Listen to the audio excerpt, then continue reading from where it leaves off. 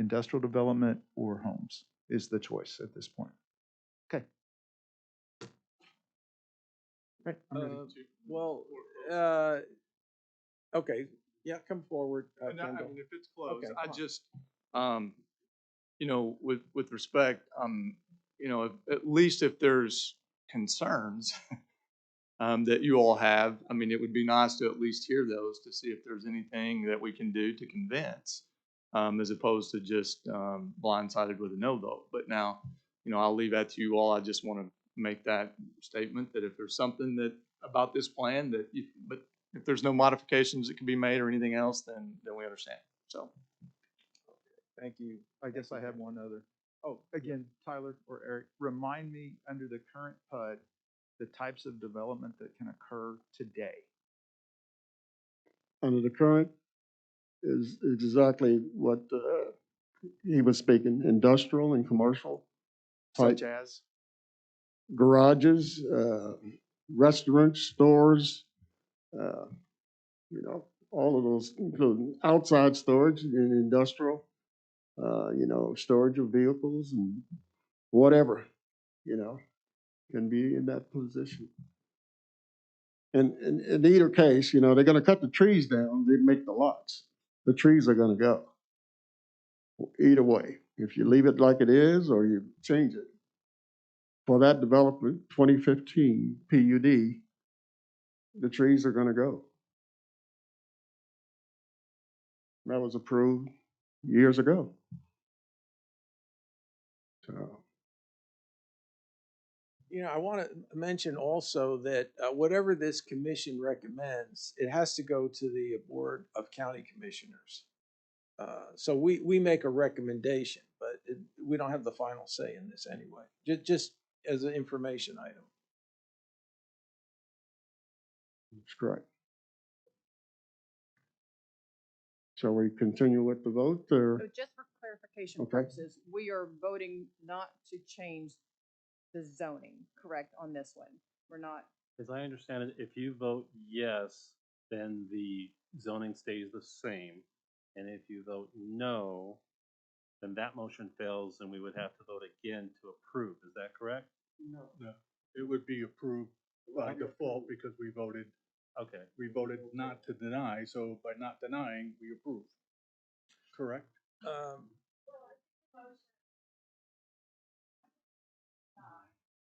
Correct.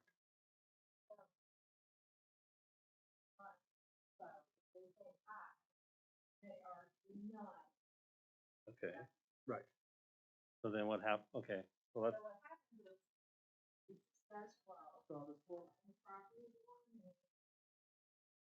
And if the motion fails?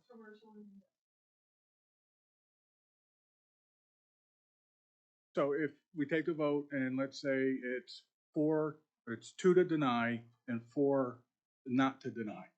So that means we, by default, have approved this PUD because the vote to deny the PUD failed. You still have to go, that's a question. So we have to take a second vote to go the other way. Okay. Thanks, Rich. Okay, are we ready to vote now? Everybody ready to vote? Okay. In the motion? Okay. For the record, restate the motion. Sure. Okay. So go ahead, Robert, restate your motion. The motion put forth is to deny item number 5 of the PUD. And we also had a second. Okay, so now we need a vote. Okay. All right. Mrs. Patterson, No. Mr. DeFuria, No. Mr. Wise, No. Mr. Talbot, Yes. Mrs. Craig, No. Mr. Blau. No. Okay, so So- the motion failed. All right. Yeah. So Gretchen, okay.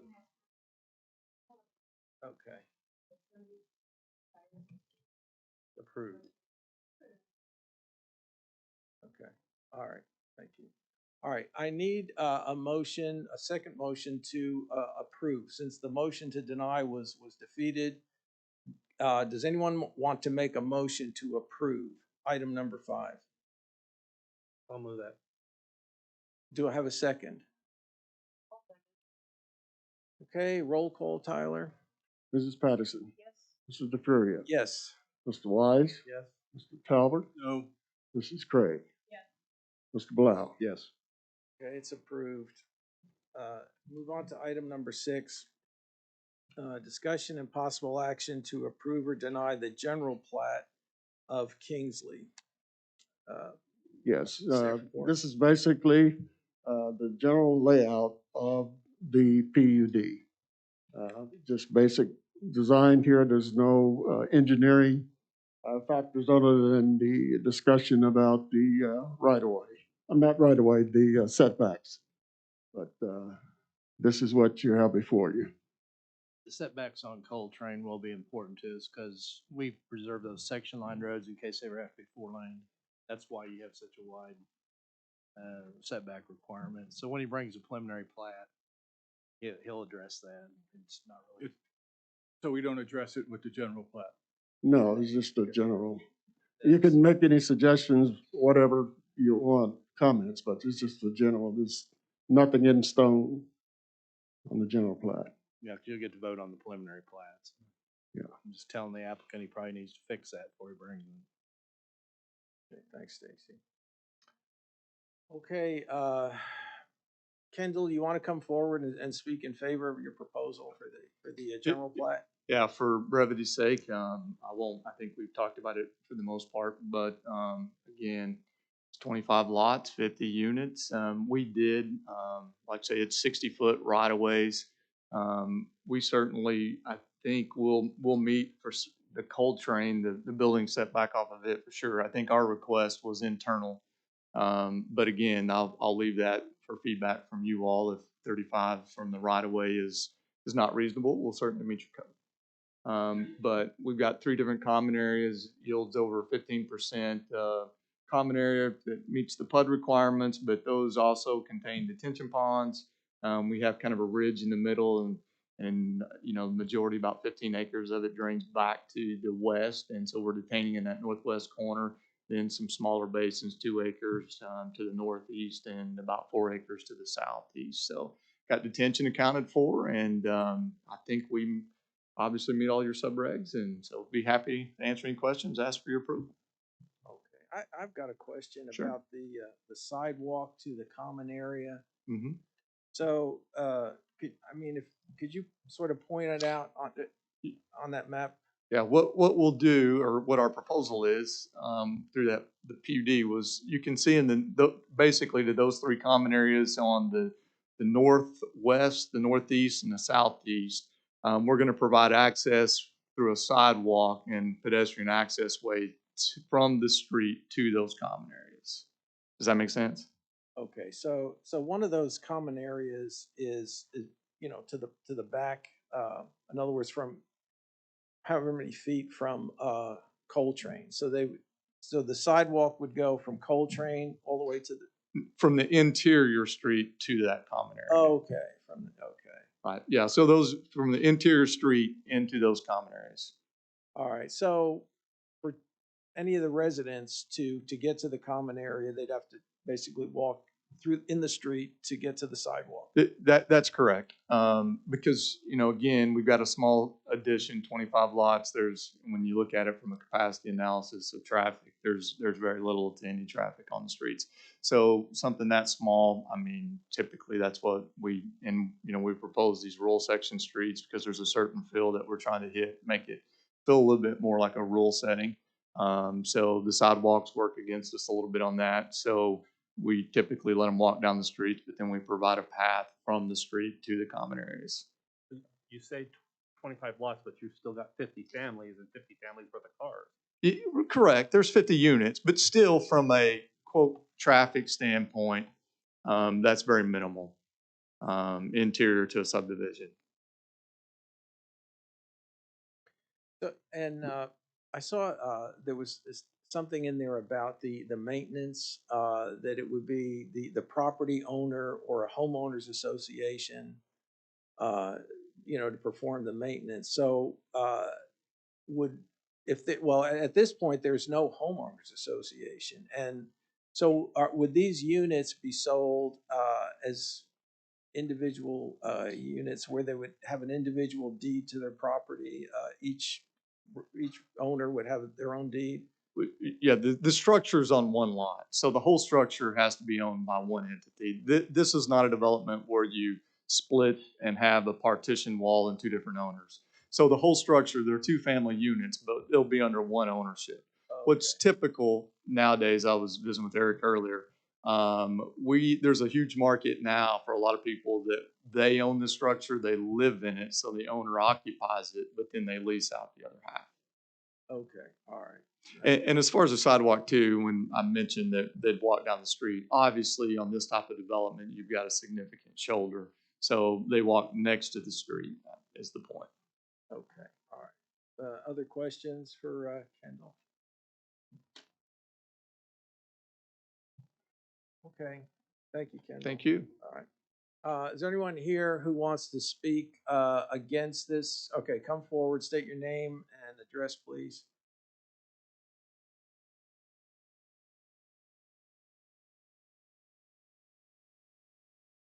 My name is Greg Ripple, and it's spelled R-I-E-P-L. I live in Edinburgh Point, subdivision 2200 Chiswick Road. You know, I was pretty heavily involved in the trailer park issue next door, and one of the things that I never quite understood from plans like this, you know, to me, this is a very high density population here, and you're in the county, so you're having to do some type of septic system, whether it's drip field like they were trying to do with the trailer park or aerobic. What I would like you to understand when you look at these lot sizes, when you build this structure on there, there's very little room behind that.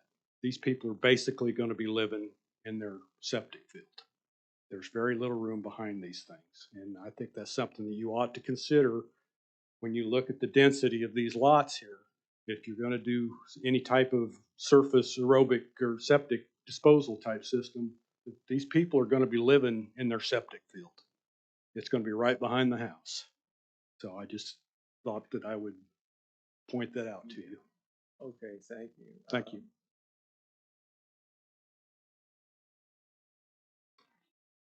Yeah, I would, okay, I appreciate your point, okay?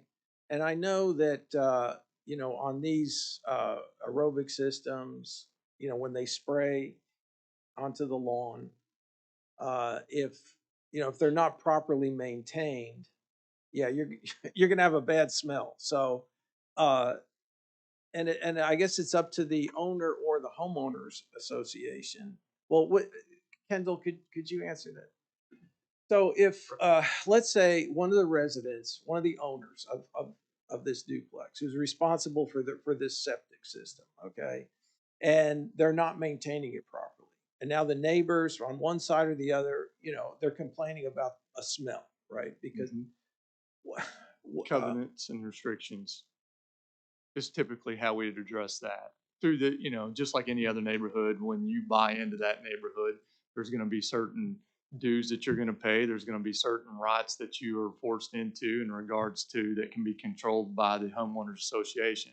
So kind of back to that previous discussion about who maintains the common areas and those sort of things.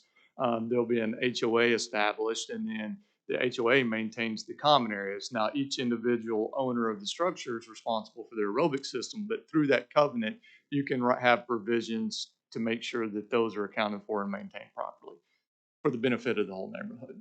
So that can be addressed through the covenants and restrictions. I think there's also the first few years, there's a maintenance agreement that you have to sign with DEQ. But truthfully, I think that is only a year or something to that effect. But they've got these systems now to where they continue to increase the efficiency of them, and they're really good units. And again, they work well.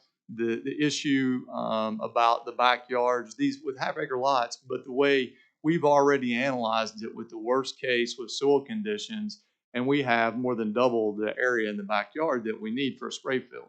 The reality of it is when we come in and design those things for the actual soil conditions, then it'll even be a higher ratio than that. So it's accounted for. And like I say, these systems are used everywhere. okay, so there's no covenants in this PUD though. Right? No, the covenants and restrictions are always a private party agreement. But it is a binding agreement for whoever buys into that neighborhood and owns property. So it's enforceable through that HOA. If that you understand what I'm saying? I mean, same as an architectural standard in the covenants and restrictions. You got to go through a building committee or anything. So you can have, I don't know how that you could govern the maintenance of it any other way, I guess would be the point. But it can be governed through the covenants and restrictions, which is what we typically do. Do you have any comments, Stacy?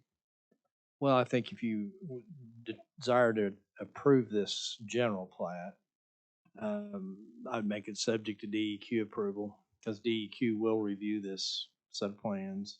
And if they think it's too intense, they may make them cut a few lots out just to make more green space. Or they could approve it like it is. So if it makes you feel more comfortable, approve it subject to DEQ, they're gonna have to go through that process. And But- then you'll get another shot at this at the preliminary plat stage. And we're required, along that same line, our final plat that we record has a certificate from DEQ that they have to sign before we record it. So as far as DEQ regulations and all that, that is governed by them. As far as the general everyday maintenance of it, that's kind of what I was saying, can be controlled through the covenants and restrictions. Did you have? No, I'm- Oh, Sure. okay, all right. Any other questions for Kendall? Okay, all right. You can come forward.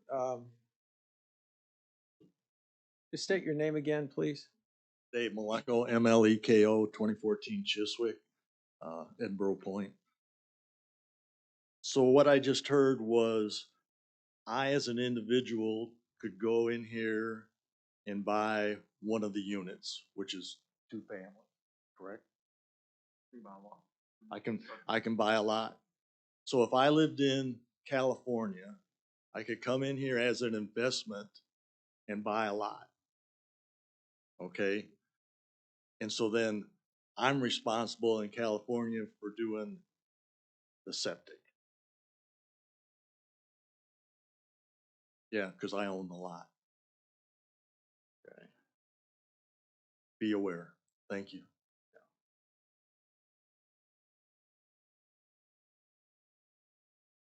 Okay, any other questions for the applicant? Okay. So I need a motion and to either approve or deny the general plat. And you know, if you want to style the motion as Stacy indicated, where be subject to DEQ review before the preliminary plat, you could do it that way. So do we have a motion?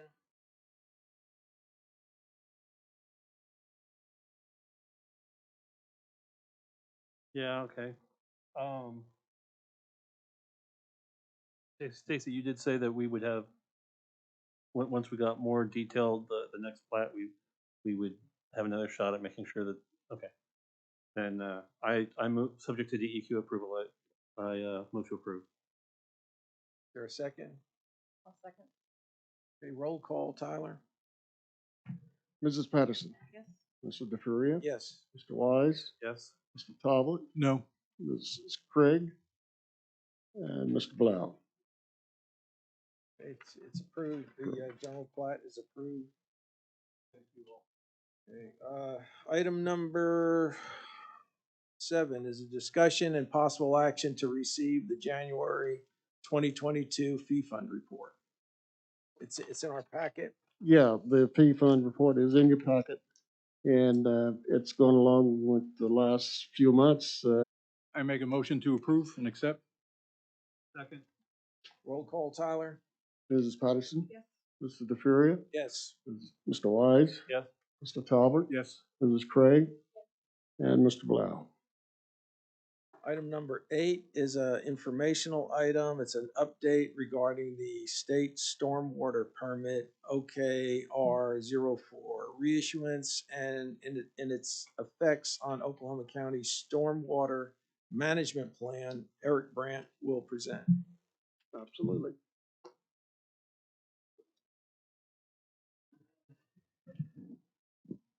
So this is the last presentation in this series as far as the new requirements from the state on the stormwater permit that they essentially put into effect back in June.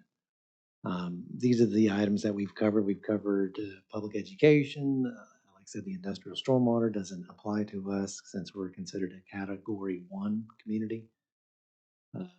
List discharge, construction site stormwater runoff. Those are the items that we've gone over in the previous meetings. Today is post-construction management and pollution prevention as far as county operations.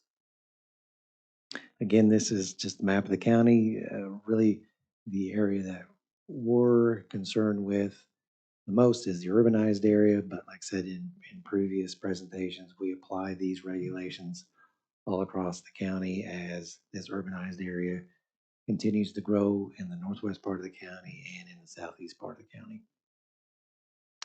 So the post-construction management, I will say this particular minimum control measure is the most difficult one that we have a hard time implementing. Essentially what you're looking at is any type of development once it's been completed.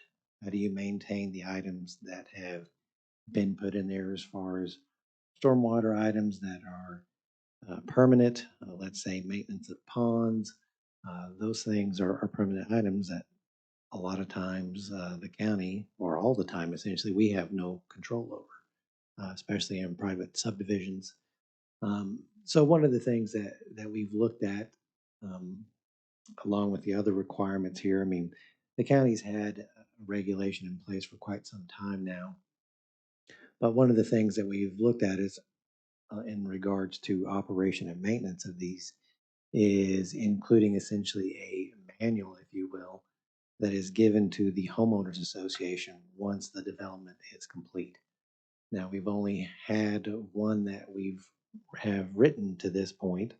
And so we're trying to get with engineers. It's not a requirement that's in our regulations, but we're trying to get with engineers to at least give us some initial information as far as these items that are going to have maintenance as the subdivision matures. And so we can include that in that manual. So the homeowners association and those homeowners know what needs to be maintained. So it's something that we don't have any long-term information on at this point, but we hope that it's something that proves to work in the long run. The other items as far as low impact development, that's something that has been implemented in many parts of the country, then slowly over the last probably 5 or 10 years has really caught hold here because of these stormwater requirements. And the new regulations that were passed in June as far as zoning and subdivision regulations, we included a lot of those low impact development ideas. So it's not required necessarily in all instances that they do low impact development, but it's definitely encouraged to have them take a look at it.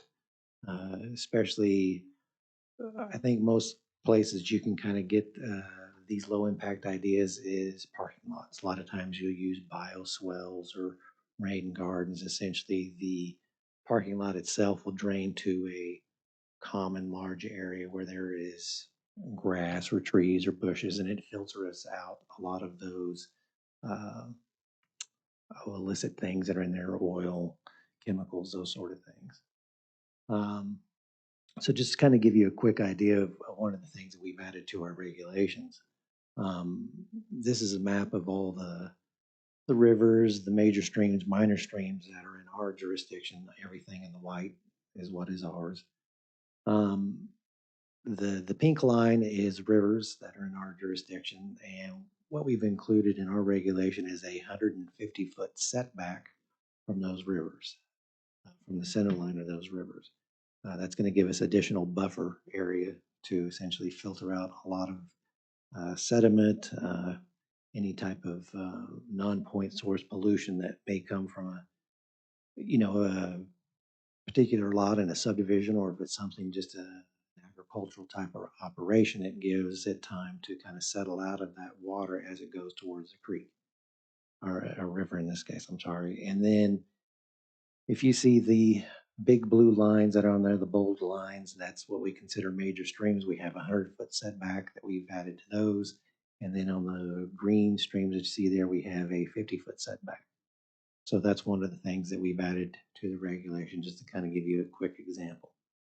So those are the things that we're working on as far as this particular minimum control measure that we're trying to get implemented. And like I said, this particular one, I think a lot of communities have a difficult time implementing in the long term. So it's something that we definitely going to have to keep working on. Item 6, minimum control measure 6, essentially just talks about county operations. If it's the county and their district yards, really those yards are in other jurisdictions, Oklahoma City, Midwest City. So District 1's yard is in Midwest City, District 2 and 3 are in Oklahoma City. So essentially what we're having to do, and we've done this in the past, is we will go out and do an inspection of those operations to make sure that you don't have any runoff. A lot of those yards, you'll have chemicals to service the vehicles. You'll have salt that is stored out there for ice and snow events. So those are kind of an example of the common things that we go out to make sure that those are being maintained properly. You don't have any water that's getting in there that's running off site. And we team up with HR. They have a health safety program where they have a couple individuals that go out and do training with them. So we try to get with them, not only from the housekeeping perspective, but also just the stormwater perspective in general, as far as projects they're working on, putting up silt fencing or straw wattles, those type of devices to keep road projects that they're working on, keeps the siltation there on the project itself instead of getting into one of the creeks or streams. So that's what this commonly refers to in this particular slide here. What we're required to do is to go out and inspect these operations once per year under the new permit. In the previous version, it really didn't have a set time frame. And so this is something we'll do a little bit more frequently than we did previously, but I don't think anything that's going to put any substantial burden on us to complete. So those are the 2 items that I wanted to cover today. If you had any questions or ideas as far as these 2, or even on the other previous items, please let us know. Obviously, you guys live out there, so if there's something that we could do as far as just getting out information about the program and just trying to implement some of these things, just let us know. And if you have any questions. Can we go back to the previous one, number 5? 2 questions. What kind of bearing does this have on us when we're making decisions up here? So it kind of goes back to, I think you asked a similar question in the previous meeting about like construction. Right. So we go back to the preliminary plans that are given to us. We do review to see how they meet with our regulation. So it's something that's more on our side. I mean, we will get, with the engineer who is doing the development and see if we can't work some of these things into the development. But like I said, a lot of the low impact things are typically more expensive to do. So there's that element that we run into. So it's just kind of a give and take. And we see if it's something that'll work in that particular situation or not. And the second question, which is kind of weird, because if you're familiar with where I live, we have that development, and then for some reason 4 houses were never put in that development. So how does a situation like that affect or does not have effect if they're building a development and there's houses that are there that aren't in the development, but it's still part of the same streams or rivers or whatever? So in regards to this particular permit, if someone was going out there to build on those lots that are not part of the development, they don't fall under that common area of development. So they don't have to come into compliance with that. But we always, from a permit standpoint, when we issue permits, we always tell people you need to put up silt fencing or straw wattles or whatever best management practice will work best on that particular lot, as each lot is different. So it's not that you can get out of the requirement necessarily. It's just not enforced as hard because it's not part of that common area of development. Really, again, when you get into areas that are, you have 1 acre or more of disturbance, if it's outside of a common area of development, that 1 acre is the tipping point.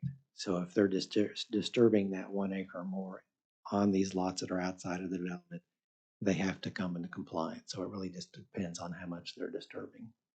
Thank you. So you mentioned maintenance.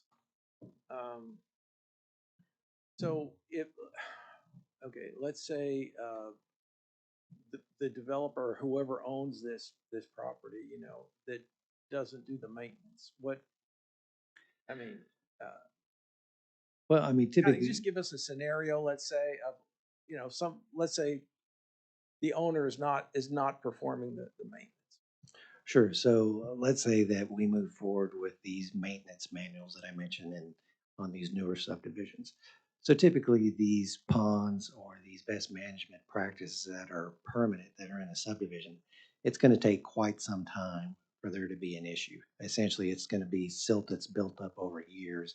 That's going to reduce the capacity of the pond to where you're going to have more water that's out in the street or even out on section line roads. So that's when you have a bigger issue.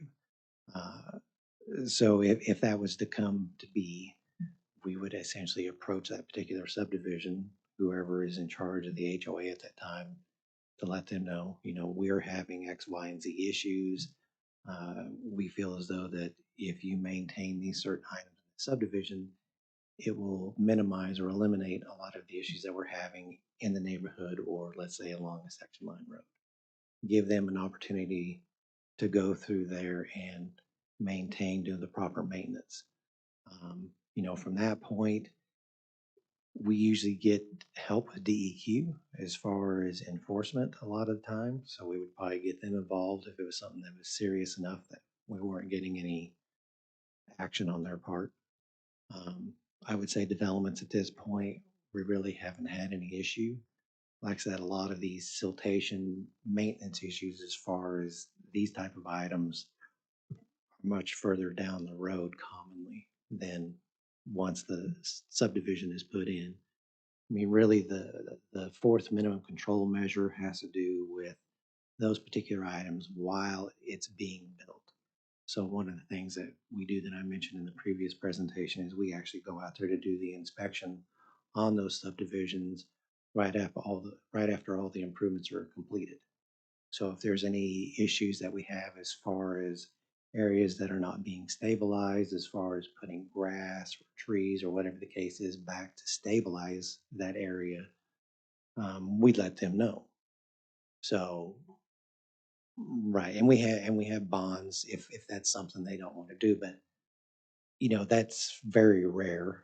I mean, most developers that we work with when we go out when we do an inspection, they're there with us to walk the property to show them what we're talking about. We take pictures of everything for our records. So all that's notated. The bonds that we have in place that Tyler mentioned, the erosion control bond is in place for 1 year after the development is complete. The road bond is in place for 2 years. So these are all things that we kind of hold them to where they can do what is necessary so they can get those bonds back. So the short term, there's really no problems, but let's say long-term maintenance, if you're talking like maybe 10 years, 15 years, 20 years, it's. Right. It's really a long-term issue because obviously, you know, in the short term, you're going to have that construction, you know, going on, and that's something that we can monitor. But once the construction's done, the yard has been put in, everything else, that should really curtail a lot of your problems. So it's just over time, as the property just erodes naturally out there, you're going to have a lot of these ponds and stuff that are going to.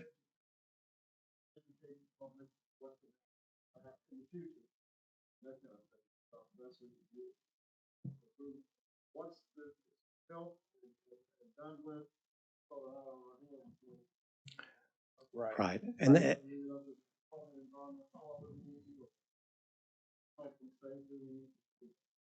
And that was kind of the intent with the maintenance manual. That's something that we've never done. I don't know of any other jurisdiction that does that. And so it's something that's come to us because as time goes on, you're going to have more and more HOAs who are maintaining these developments. We can go in there and help maintain roads and ditches to some degree on developments that are county, as far as county dedicated. But when you get into private, which is a lot of the subdivisions up in the northwest part of the county, most of those are private subdivisions that we can't step foot in. So, Other questions for Eric? Motion to receive. We don't need to make a motion to receive, do you we? can. We can go right to Okay. adjournment.